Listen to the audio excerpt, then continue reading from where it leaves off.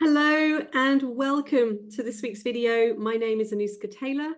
Thank you so much for joining me. It's so great to have you here. If you're new to my channel, welcome. Please don't forget to subscribe if you haven't already. If you've been following me for a while, I really do appreciate you. Thank you so much. Don't forget to give me a like, leave a comment and share my videos if you enjoy them. So today I am talking about, are you an anxious speaker? Do you feel very nervous before you have to speak? And I want to talk about this as it relates to holding the breath, because I can pretty much guarantee if you're an anxious, nervous speaker, you probably hold your breath throughout the day without even realizing, and certainly when you go into a situation where you have to speak. So I want to talk a little bit about where it's helpful to hold your breath and why you want to try and build more awareness to get out of that habit when you speak. So our breath, of course, gives us life in a very literal sense. We take our first breath when we come into the world, we take our last breath and we leave the world. So it literally gives us life, powers our body, our mind, our spirit, and our voice. It's absolutely essential to becoming a very powerful speaker. And I say this all the time, but you've really got to start to see that your voice is a full body instrument, because your breath powers your voice, but your breath is very much impacted by your body and your posture. So everything is interconnected. You cannot separate any of it. So this is why I say all the time, you are a full body instrument, including your mind, and especially your mind, because that's driving everything anyway, but that's a whole other topic. So we live in a modern society today where we are mostly disconnected to our bodies, to ourselves. We live kind of from the neck up. We're very much in the kind of overthinking place in our mind. We're not so much connected to our heart and in our body. And that, of course, creates issues with our breath, because then we tend to breathe quite shallow, breathe very high, our shoulders raise. And again, people don't know that they're doing this. So this isn't to beat yourself up, but it's just really to bring awareness. Watch yourself when you speak. And particularly when you have to speak and really project. Do you take a big breath and lift your shoulders and lift your upper chest to get the voice out? And what tends to happen with anxious, nervous speakers is they hold their breath. And then when they do come to breathe, it's very shallow. So I'm going to talk today about holding the breath more broadly, why it's helpful and when it's not helpful for speech, and what kind of pattern you want to reconnect to. And I say reconnect to because actually babies know how to breathe, animals know how to breathe, but we unlearn it. So it's very much a habitual pattern that we get into versus actually what's natural. So when we hold our breath, and again, I like to look at the psychology of this as well, it's very much a survival tactic. If you think about fight, flight, freeze, if you're being chased by a tiger, you might try and run up a tree. You probably won't try and fight it. I mean, you might, but I guess it depends what you've got in terms of weapons. But you're probably likely to either run away or to freeze and play dead. Now, when you play dead, you're going to hold your breath because you want to look like you're dead. So in a sense, when we hold our breath in a very unconscious way, we are avoiding attention, avoiding being noticed. We don't want to be noticed. And this may be very unconscious to you. You might be like, no, I want to be heard. I want to be seen, but I just hold my breath and I just breathe shallow. But there's something very unconscious about this. So you have to really tap into what's my fear of really being seen, what's my fear of really being heard, because it is very much a survival tactic in the wild. And of course, it's in our cells, it's in our DNA, this fight, flight, freeze response when we feel threatened. And of course, for a lot of us, public speaking feels like a threat because we're opening ourselves up to criticism and blame and shame and ridicule and all the things that we all fear and run away from. So let's talk about breath holding then, and when it can be helpful and what's kind of going on when we do hold our breath. So when we hold our breath, as a general rule, the vocal cords or the vocal folds within the larynx squeeze together and they create this subglottal pressure within the body. And this actually really allows us to create this internal pressure to kind of resist against. So if you think about, if you're someone that goes to the gym and does resistance training or weight training, and I've actually done a video on this, this is kind of what's happening. We need that internal pressure to lift weights. We can't do it if there's no internal strength. So it's a very, very important mechanism in the body. We need to be able to hold our breath at times. So that's one example. And even if you don't lift weights or go to the gym, even if you just lift a heavy box up off the floor, or even, you know, picking up your child off the floor, there's going to be that element, even if it's for a microsecond, of creating that internal pressure in the body. Other examples that we can all relate to are going to the toilet. We have to create internal pressure.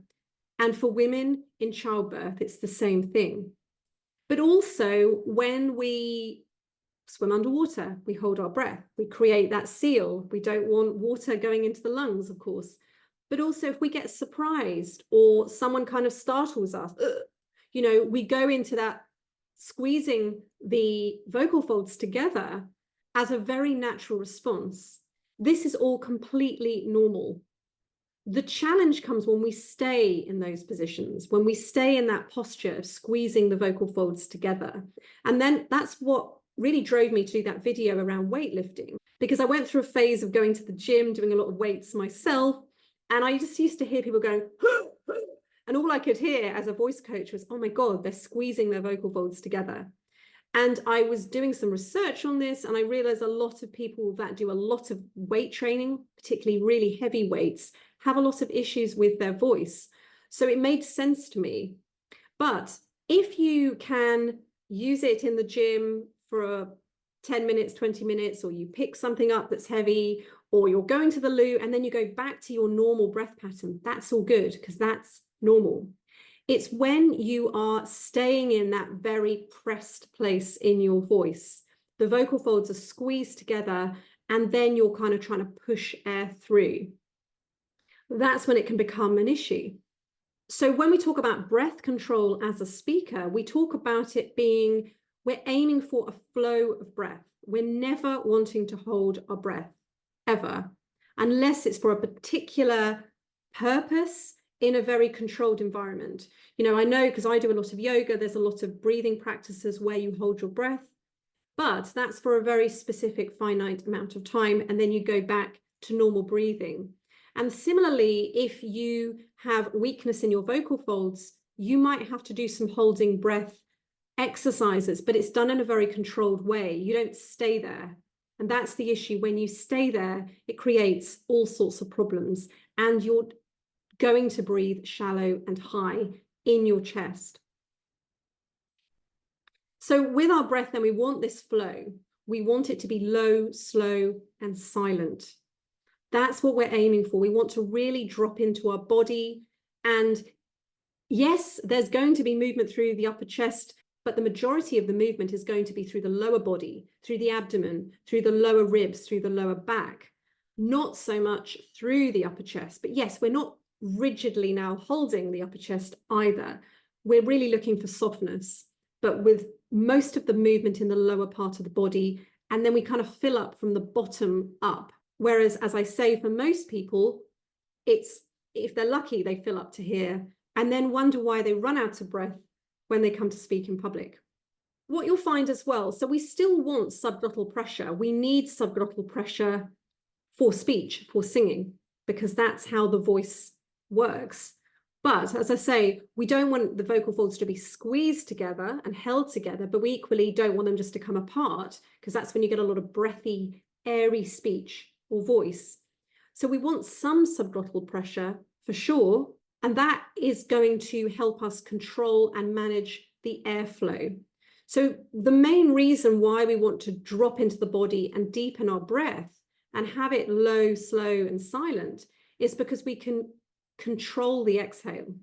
If your breath is very shallow and just sort of up here, you've got no control over that breath leaving your body.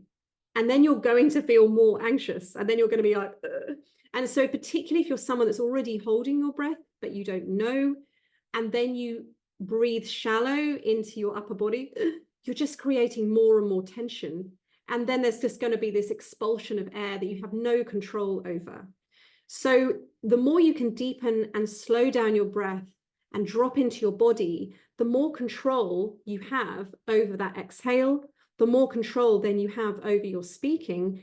And also, when we drop into the breath and we breathe deeper, we're going to feel more calm. It's going to stimulate the parasympathetic nervous system. So we automatically just feel more relaxed. So it is really a win-win. It's a win-win for your mental state.